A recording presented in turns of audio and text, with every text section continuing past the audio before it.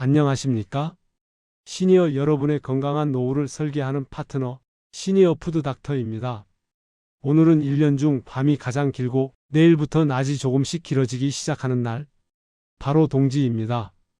우리 조상들은 동지를 단순한 절기 하나가 아니라 새로운 태양의 기운이 싹 트는 날로 여기며 작은 설이라 부르기도 했습니다. 그런데요, 동짓날 팥죽을 먹는 풍습은 그저 미신만은 아닙니다. 겨울철 식단에서 부족해지기 쉬운 부분을 부드럽게 채워주는 생활의 지혜이기도 합니다. 특히 추운 계절에는 활동량이 줄고 땀은 덜 나는데 짜고 자극적인 음식은 늘어나기 쉽습니다. 그러면 어떤 일이 생길까요? 아침에 얼굴이 붓고 손가락이 뻣뻣하고 양말 자국이 오래 남는 분들이 많아집니다. 덧붙여 말씀드리면 동짓날 붉은 팥이 사랑받은 이유는 상징만이 아닙니다. 겨울에는 신선한 과일과 채소가 줄어들고 따뜻하고 부드러운 한 그릇 음식이 위장에 부담을 덜 주기 때문입니다. 팥죽은 따뜻함, 포만감, 그리고 식이섬유를 한 번에 챙길 수 있어 시니어 식단에서 활용 가치가 큽니다. 다만 오늘 강조하듯이 몸 상태와 약에 따라 방식은 달라져야 합니다. 여러분, 혹시 오늘 아침 거울을 보며 이런 생각을 하진 않으셨나요? 왜 이렇게 얼굴이 퉁퉁 부었지? 어제 짠 걸 먹은 것도 아닌데 자고 일어나도 손가락 마디가 뻣뻣하고 주먹이 잘 안 쥐어지네. 소변을 봐도 시원치 않고 거품이 자꾸 보이는 것 같아. 이런 증상들을 그저 나이 탓으로만 넘기고 계시진 않습니까? 하지만 우리 몸은 이유 없이 신호를 보내지 않습니다. 물론 부종과 피로는 수면 부족, 운동 부족, 염분 과다 또는 약의 영향만으로도 생길 수 있습니다. 다만 특히 60대 이후에는 만성 부종과 만성 피로가 생활 습관 문제일 수도 있고 드물게는 신장이나 심장 기능의 신호일 수도 있습니다. 오늘 영상의 주인공, 바로 팥은 식이섬유와 미네랄이 풍부해 식단 관리에 도움을 줄 수 있는 식재료입니다. 하지만 좋다고 해서 무조건 많이 먹으면 오히려 불편이 생길 수 있습니다. 특히 신장 기능이 떨어진 분 또는 칼륨에 영향을 주는 약을 드시는 분은 주의가 필요합니다. 그래서 오늘은 팥을 보약처럼 먹는 방법과 팥이 독이 되지 않게 먹는 원칙을 한 번에 정리해 드리겠습니다. 끝까지 보시면 동지 팥죽을 드실 때 무엇을 줄이고 무엇을 살리고 어떤 분은 피해야 하는지까지 정확히 감이 잡히실 겁니다. 자, 이제 시작합니다. 오늘 영상에서 여러분이 얻어 가실 것은 딱 3가지입니다. 첫째, 팥이 내 몸에 약이 되는 조건. 둘째, 팥이 내 몸에 독이 되는 순간. 셋째, 설탕 없이도 맛있게 먹는 실전 방법. 이 3가지만 챙기셔도 동지 팥죽이 훨씬 든든해집니다. 2단계, 팥의 핵심 성분. 왜 붓기와 혈압 이야기에서 팥이 자주 등장할까? 팥이 건강 식재료로 언급되는 이유는 크게 3가지입니다. 첫째, 식이섬유가 많습니다. 포만감에 도움이 되고 장 건강에도 도움이 될 수 있습니다. 둘째, 식물성 단백질과 미네랄이 있습니다. 특히 칼륨이 높은 편입니다. 셋째, 껍질 쪽에 폴리페놀 계열 성분이 있어 항산화 측면에서 장점이 있을 수 있습니다. 여기서 오늘의 핵심, 칼륨 이야기부터 정리하겠습니다. 말린 팥 100g 기준으로 칼륨이 약 1300mg 정도 들어 있습니다. 바나나와 비교하면 대략 3에서 4배 수준이고 조리된 쌀밥과 비교하면 훨씬 높은 편입니다. 그럼 칼륨은 우리 몸에서 무엇을 할까요? 칼륨은 나트륨과 함께 체액 균형을 조절하는 데 관여합니다. 나트륨이 많아지면 몸은 물을 잡아두려는 경향이 생기고 그 결과 붓기나 혈압 부담이 커질 수 있습니다.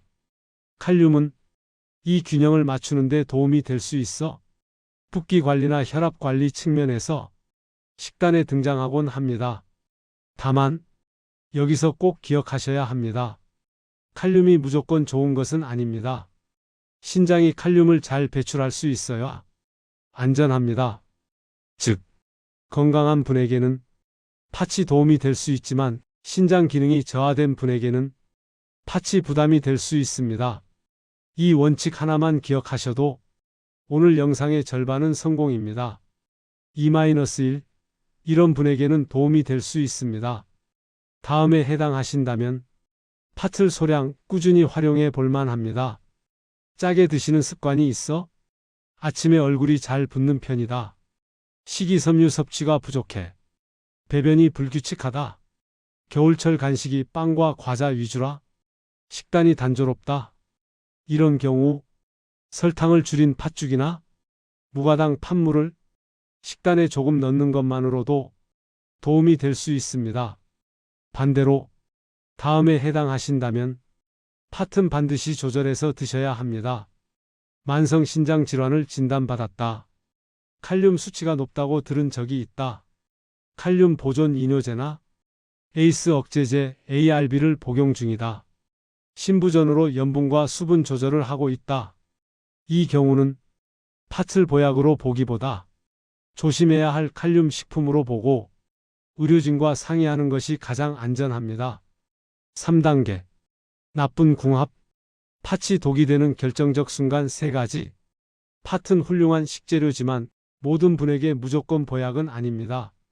특히 약을 드시거나 신장 기능이 저하된 분 또는 조리법이 잘못되면 오히려 불편이 생길 수 있습니다.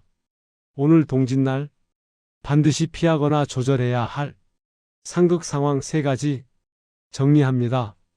첫째, 약과 신장 상태. 둘째, 정제 설탕. 셋째, 식소다.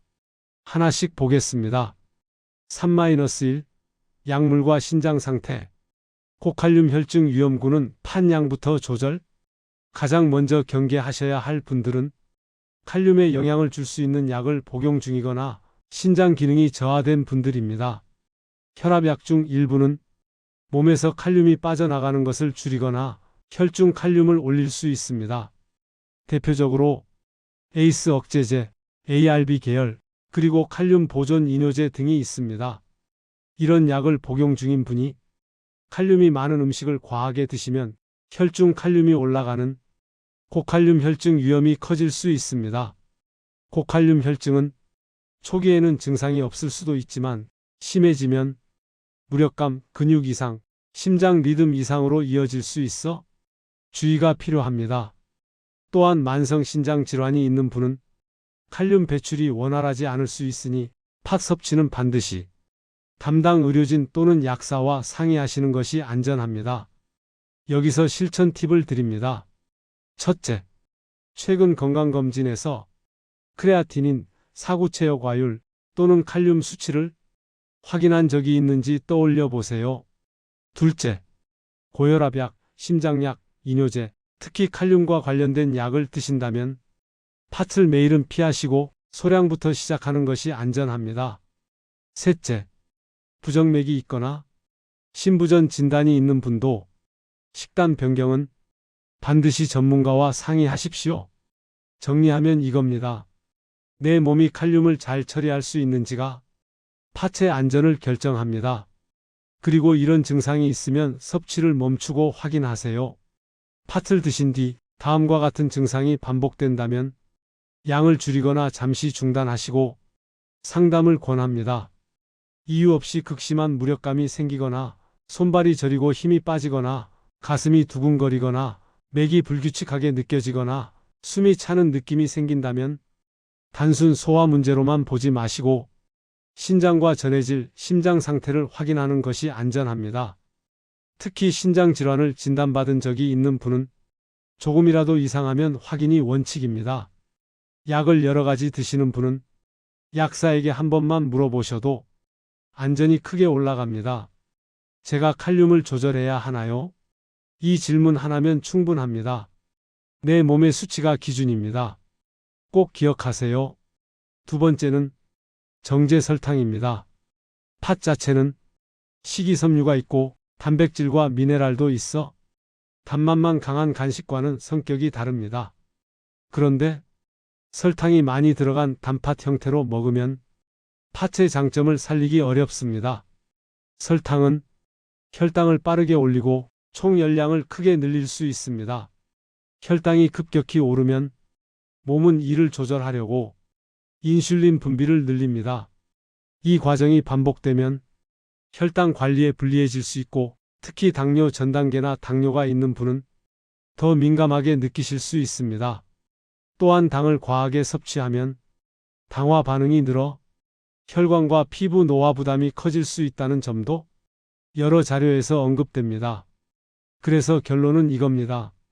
팥죽을 드실 때는 단맛을 세게 하지 않는 방식이 가장 안전합니다. 단맛이 필요하다면 방법은 세 가지입니다. 첫째, 양을 줄이십시오. 단맛의 세기를 줄이십시오. 둘째, 향으로 만족감을 올리십시오. 계피, 견과류 향, 구수함을 활용하십시오. 셋째, 대체 감미료는 소량만 사용하십시오. 몸에 맞지 않으면 배에 가스가 차거나 설사가 날 수도 있습니다. 핵심은 팥죽을 디저트로 만들지 않는 것입니다. 팥죽은 식사 겸 보양식 쪽으로 두는 편이 시니어 건강에는 더 안전합니다. 세 번째는 식소다입니다. 팥은 껍질이 단단해서 삶는 시간이 오래 걸 수 있습니다. 그래서 빨리 무르게 하려고 식소다를 넣는 분도 계십니다. 하지만 식소다는 알칼리성이어서 조리 과정에서 비타민 B1 같은 영양소 손실을 늘릴 수 있습니다. 비타민 B1은 에너지 대사에 중요한 영양소입니다. 식단이 단순해지기 쉬운 겨울에는 더욱 소중합니다. 그래서 가능한 결론은 간단합니다. 시간이 걸리더라도 충분히 불리고 천천히 삶는 방법이 가장 안전합니다. 그리고 하나 더, 팥을 삶은 첫 물은 기호에 따라 버리고 두 번째 물로 조리하는 방법도 있습니다. 위가 예민한 분에게 부담이 줄어드는 경우가 있기 때문입니다. 단, 첫 물을 버리면 수용성 영양소가 일부 빠질 수 있으니 너무 자주 반복하기보다는 속이 예민한 날에 선택하는 정도가 좋습니다. 시니어 푸드 닥터에게 자주 물어보시는 질문을 살펴보겠습니다. 팥의 모든 것. 첫 번째 질문. 팥 껍질 먹어야 하나요? 가능하면 함께 드시는 쪽이 유리합니다. 폴리페놀 계열 성분과 식이섬유가 껍질에 상대적으로 더 포함될 수 있기 때문입니다. 다만 거칠게 느껴진다면 충분히 불린 뒤 갈아서 드시는 방법도 좋습니다. 두 번째 질문. 팥물만 마실까요? 팥 알갱이까지 먹을까요? 목적에 따라 다릅니다. 붓기나 나트륨 관리가 고민이면 팥물을 활용할 수 있습니다. 하지만 장 건강과 포만감, 식이섬유 섭취까지 생각하면 알갱이까지 드시는 편이 더 좋습니다. 세 번째 질문. 팥을 매일 먹어도 되나요? 건강한 분이라면 소량은 가능하지만 팥은 식이섬유가 많아 과하면 더부룩함이 생길 수 있습니다. 그래서 이렇게 권합니다. 처음에는 주 2에서 4회, 한 번의 소량, 그리고 내 몸 반응을 보십시오. 네 번째 질문. 당뇨가 있는데 팥죽 괜찮나요? 포인트는 두 가지입니다. 첫째, 설탕을 얼마나 넣느냐? 둘째, 한 번에 얼마나 먹느냐? 팥은 탄수화물 식품입니다. 그래서 당뇨가 있는 분은 단팥죽처럼 달게 먹으면 혈당 부담이 커질 수 있습니다. 대신 설탕을 줄이고 식사량을 조절하면 충분히 즐길 수 있는 분들도 많습니다. 당뇨약이나 인슐린을 쓰는 분은 식사량 변화가 저혈당과도 연결될 수 있으니 본인 패턴에 맞춰 조절하십시오. 다섯 번째 질문. 팥 먹으면 속이 쓰리고 가스가 차는 이유는요? 팥의 복합 탄수화물과 식이섬유가 장내에서 발효되며 가스를 만들 수 있기 때문입니다. 해결법은 세 가지입니다. 첫째, 충분히 불리기, 가능하면 8에서 12시간. 둘째, 처음에는 양을 줄이기, 한 그릇이 부담이면 반 그릇부터. 셋째, 따뜻하게 먹기, 차가운 상태는 더부룩함을 키우는 경우가 있습니다. 여섯 번째 질문. 팥이 다리 쥐에 도움이 되나요? 다리 경련은 수분 부족, 피로, 혈액순환, 미네랄 불균형 등 원인이 다양합니다. 팥에는 칼륨과 마그네슘이 들어있어 부족한 경우엔 도움이 될 수 있습니다. 하지만 신장 기능이 저하된 분은 칼륨 섭취가 오히려 위험할 수 있으니 이 부분은 꼭 주의하셔야 합니다. 7번째 질문. 팥은 몸을 차게 하나요? 따뜻한 성질, 차가운 성질은 전통적인 표현입니다. 현대적 관점에서는 개인의 체감과 위장 반응이 더 중요합니다. 추위를 많이 타는 분이 팥을 먹고 속이 차가워진 느낌이 든다면 양을 줄이거나 생강을 소량 곁들이는 방식이 도움이 될 수 있습니다.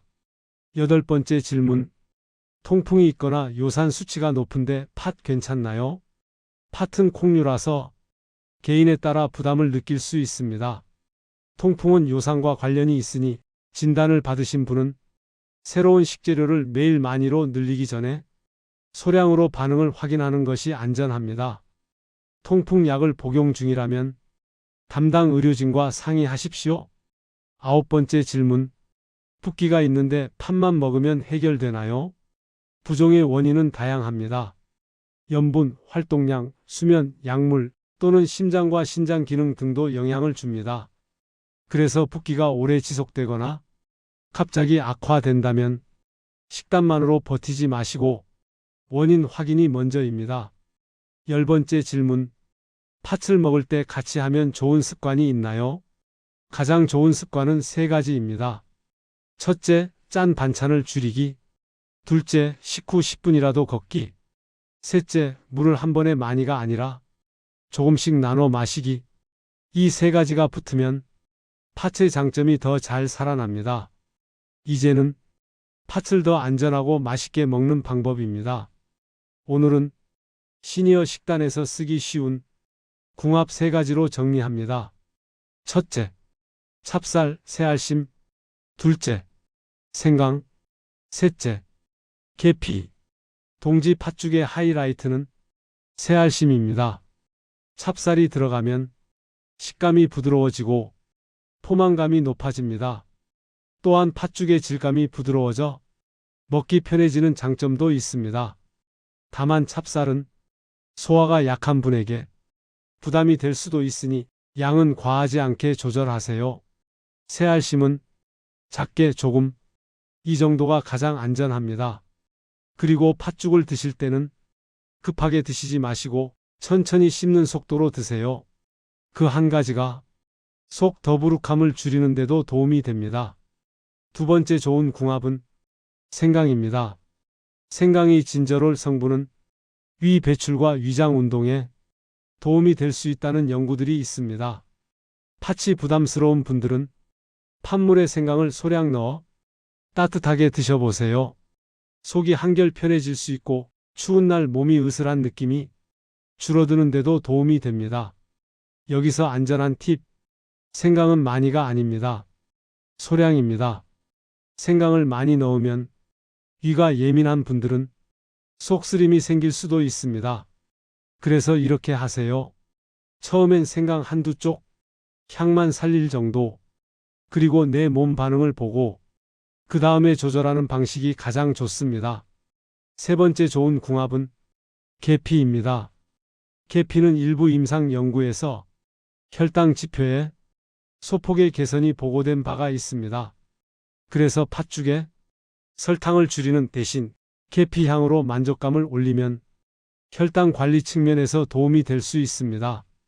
하지만 여기서 중요한 팩트가 하나 있습니다. 우리가 흔히 보는 저렴한 카시아 계피는 쿠마린 함량이 높을 수 있습니다. 쿠마린은 장기간 과다 섭취 시 간 건강에 부담이 될 수 있으니 주의가 필요합니다. 따라서 계피를 가끔 향으로 쓰는 정도는 괜찮지만 계피를 매일 차처럼 많이 드시는 분이라면 선택이 달라져야 합니다. 쿠마린 함량이 낮은 실론 계피를 선택하는 편이 더 안전합니다. 그리고 계피도 마찬가지입니다. 많이가 아닙니다. 조금입니다. 계피는 향이 강하니 소량으로도 충분합니다. 이렇게 먹어보세요. 팥죽 한 그릇에 계피가루 아주 조금 또는 계피 스틱 하나를 팥차에 잠깐 우려내기. 이 정도만으로도 풍미는 충분히 올라갑니다. 설탕 없이도 맛있게. 시니어 맞춤 동지 팥죽. 이제 실전으로 갑니다. 오늘은 안전한 기본 레시피입니다. 첫째, 팥을 고르세요. 벌레 먹음 구멍이 없고 깨진 알이 적은 것으로. 둘째, 팥을 씻습니다. 먹기 직전에만 씻으세요. 보관 전에 씻지 마십시오. 셋째, 물을 넉넉히 넣고 8에서 12시간 불립니다.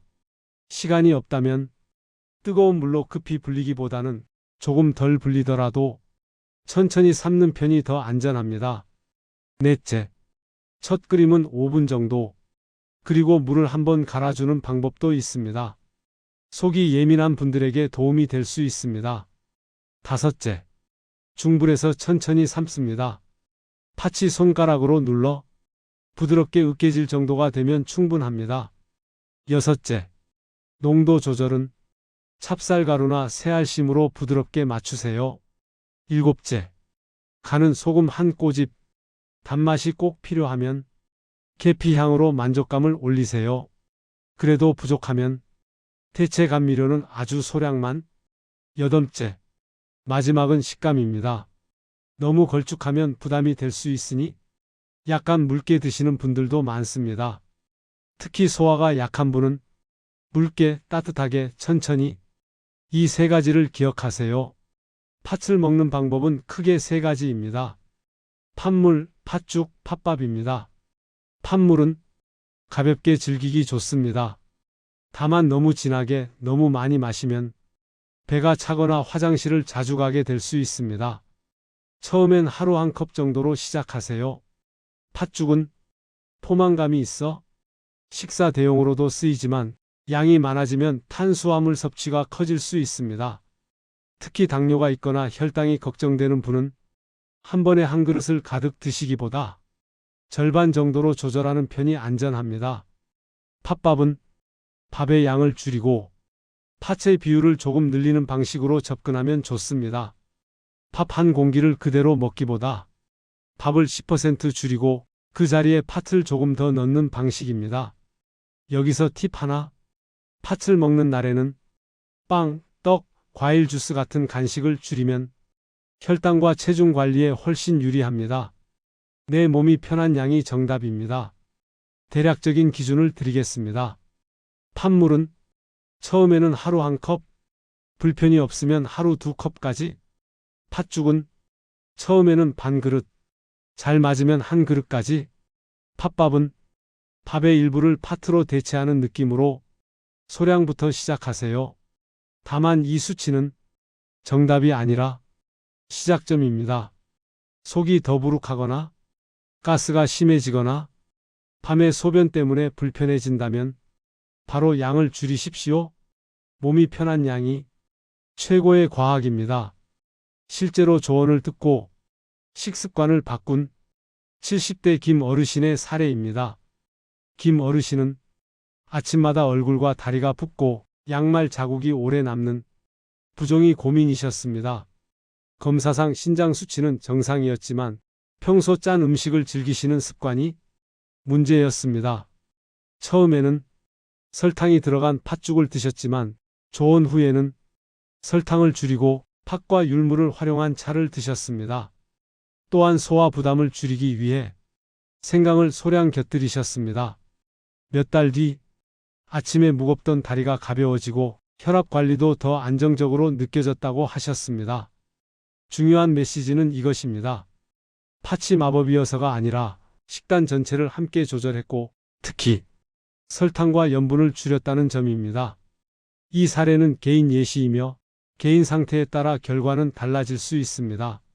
하지만 방향은 분명합니다.